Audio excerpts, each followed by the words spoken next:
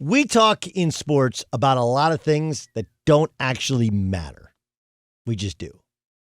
Talk about a lot of things. Now, Trent Dilfer is going to join me at 25 after this hour. And I'm not saying that Trent's analysis of the quarterback position doesn't matter, but we do get nitpicky on little fundamental details. And little things do become big things, right? Like if you're holding the football wrong, it becomes a big thing. If your footwork is, if your eyes drop, like all of these things, little things become big things. So I'm not saying that the analysis of the quarterback position is wrong. And in and of itself, you can use that analysis to understand why a guy is inaccurate, or if his eyes were darting the wrong way, or if the play was poorly designed, or if they were all fooled in terms of what the coverage was, or if there wasn't the correct pass protection based upon the blitz that was coming. All of those things are real things. But we do this thing, we talk about who wants it more. Who wants it more? Every year in the draft, we talk, about somebody's arm, about somebody's 40 time, their body, their size, their agility, and these are factors. Don't get me wrong. Like there is a reason we do this thing. Is Kyler Murray struggling? Russell Wilson was bad yesterday. Baker Mayfield's been up and down. There's a reason that generally quarterbacks have been 6'2" and above for years. Their linemen are 6'4" to 6'6" and 6'7". There's just a math element to it, right? But we don't do a good job of telling you what it's really all about. 3 things. Conditioning. And when I say conditioning, everybody thinks, are you tired at the end of a game? Conditioning is a blanket term for your physical fitness level.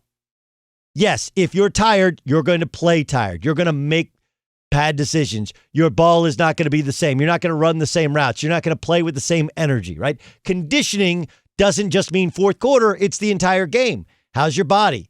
How you been sleeping? How you been eating? That affects your performance.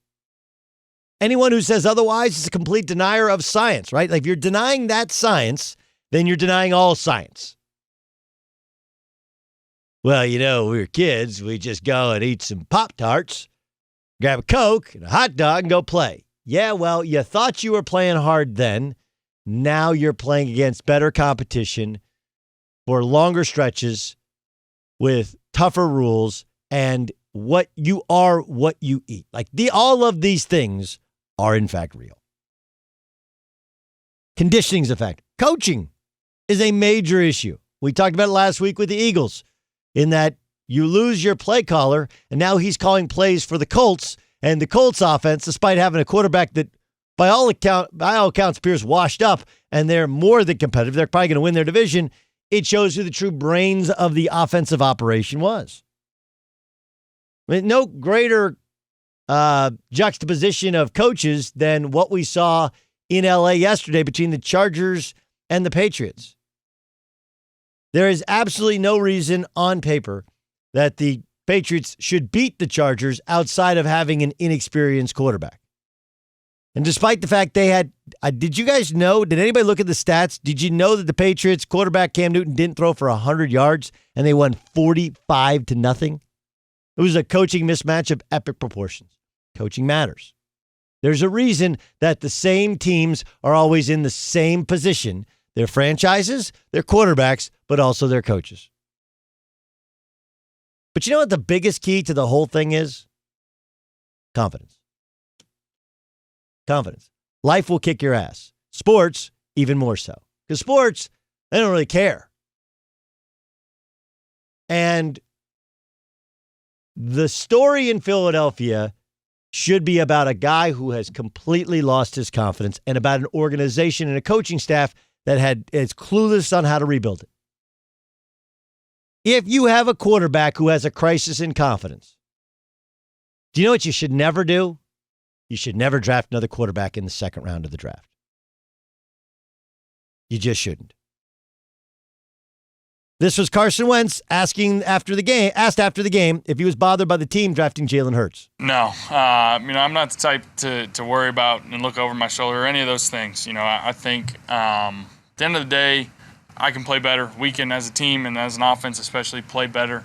And, there's always going to be different things going on in the building, or different, chatter and all of that stuff. That's part of this business. And, that's what, I think I've said it a couple times. That's what I signed up for. The scrutiny, the challenges, the adversity, all of it. I got to handle it all, the good, bad, and the ugly.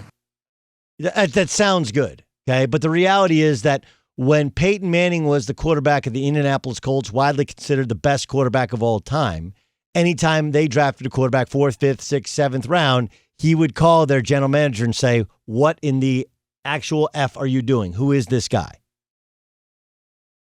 Now, Peyton Manning is super confident, almost to the point of being arrogant, because he's that good. Imagine if you're a quarterback who's struggling and struggles with your confidence. This is the whole thing. You have to have people who know you, who understand you, who know what your insecurities are. Everybody has them. The best of the best of the best have insecurities. Michael Jordan. I told you guys what the late Kobe Bryant told me about Michael Jordan. He would full-scale psychological warfare. Dad loved his brother better. That's what he was going to use. Why? It's an insecurity of Michael Jordan. The great Michael Jordan has an insecurity. LeBron James clearly has an insecurity with his hair. He got something done to it. I don't know why. He doesn't need to. He's a good-looking man with all those championship rings and all that money, but whatever, it bothered him. He wanted to get it fixed. It doesn't appear to have been fixed permanently, or at least the last time we saw him. Maybe he's got it worked on since. Again, that's his prerogative. We all have them. I get bags under my eyes. But more than anything, as an athlete, as a competitor, I lost my confidence. I know exactly what Carson Wentz is going through. The only possible explanations are one of the three following things for Carson Wentz going from the MVP of the league to a guy who, I guess you throw Jalen Hurts out there. Like, look, the Eagles know what we all know about what most people in the NFL think about Jalen Hurts. He's not ready, but he may never be an NFL quarterback. That wasn't why they drafted him. It just didn't matter because you had a guy who was lacking in self-confidence, and then everything came raining down against him. But I know firsthand, there's only three possible explanations. One, he stopped working on his craft. It's possible, but doesn't appear to be likely because there are no stories of such. Two, he's on drugs. It's possible, right? Not in this particular case because no one has said it. He's never tested positive. It doesn't appear he's a drug guy. Or three, he has no confidence. And you could say, well, he's tried to win games on his own, play hero ball. What is that actually?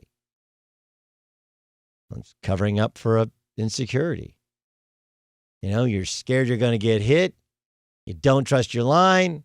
You're lacking confidence in yourself and others, and you just kind of gun it in there, and now your head's spinning, and you don't know which way is up, and you're looking over the sideline, and you don't have to, nobody reads the paper. You don't have to look on Twitter. You just know this is a really uncomfortable feeling.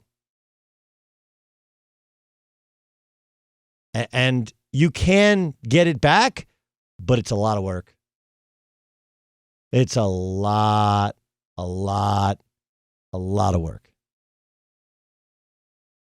And you have to have a coach who truly believes in you, understands you, and knows the buttons to press in order to get you back close to that magical place. Look, Carson Wentz has more talent, maybe twice as much talent as Baker Mayfield. Now, Baker's helped out by an offensive line that's better, a running game that's better, a coach that seems to have a good feel for who he is and what to ask of him. Has been a feeling out process this year. But the number one thing that Baker Mayfield has is confidence. He has that undefinable quality that you don't know where it comes from, right? Or how he got it, or why it never dissipates. But that guy believes in himself. He believes that everybody had it wrong when he went to Texas Tech. And then when they signed Pat Mahomes and he wasn't going to play, he believes he was still done wrong by Cliff Kingsbury. Then he went to Oklahoma and didn't win the Heisman the first couple years and thinks the world got it wrong. Look, he thinks he's an underdog, even though he was the number one overall pick in the NFL draft. You cannot possibly be more highly rated coming out of college than being the number one pick in the draft. And yet, he walks around like he's the only guy who believes in Baker Mayfield. Confidence. And when you lose it, it's really hard to get it back. When you lose it, you don't play like the same player. When you lose it, you almost think, that guy's going to be on drugs or something. And Philadelphia has done nothing on the surface or underneath the surface to rebuild it and make him feel, other than, hey, we gave you a bunch of money, we believe in you. Like, that doesn't work. That doesn't work. It could take months or years. But Carson Wentz's confidence is absolutely shot. And drafting a quarterback, no matter what you thought or how you thought you would use him in the second round, only signifies that the Eagles don't get it, don't understand it. The psychology of sports and the three things that matter most: conditioning, coaching, confidence.